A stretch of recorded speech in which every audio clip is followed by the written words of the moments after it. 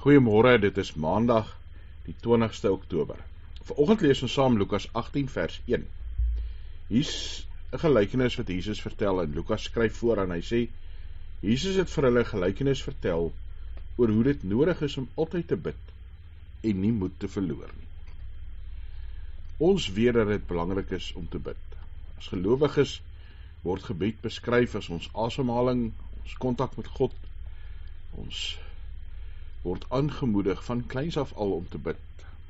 Ma's en pa's leer hulle kinders van kleins af om te bid, om vir God dankie te sê, om vir God te prys vir wie hy is, vir sy skepingsmag, vir sy almag, vir sy liefde, om met God te deel, dit wat ons nodig het, dit wat ons beleef in die lewe.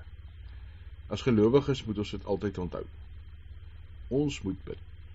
Ons moet bid tot God, hy wat ons nooi om te bid, hy wat ons nooi om ons lewens, ons behoeftes, ons begeertes, ons nood, ja ook ons vreugdes en ons geluk met hom te deel.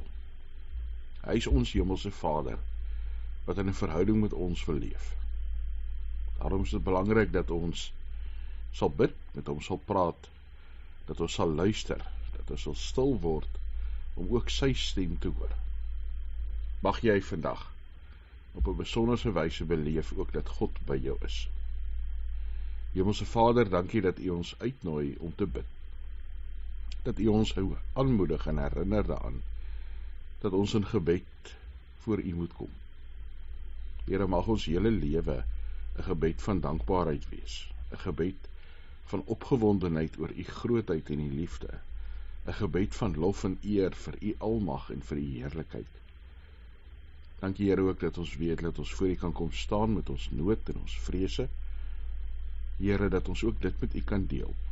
Dat U hemelse Vader is wat by ons is, teenwoordig is. Ja, wat ons gebede hoor en dit verhoor.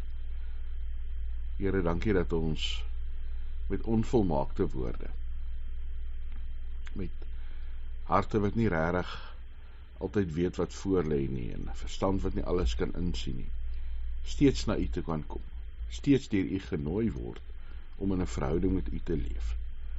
Werk deur die Gees in ons, dat hierdie verhouding verdiep. Ja, Here, dat ons nader aan U kom. Dankie dat ons vir mekaar kan bid, as gemeente, as geloofsgemeenskap, Here, as deel van 'n groter gemeenskap, hier in die suikers van Natal, in Suid-Afrika en die wêreld. Gebruik ons om U koninkryk en U lig te skyn. Ons bid dit in Jesus Christus se naam. Amen.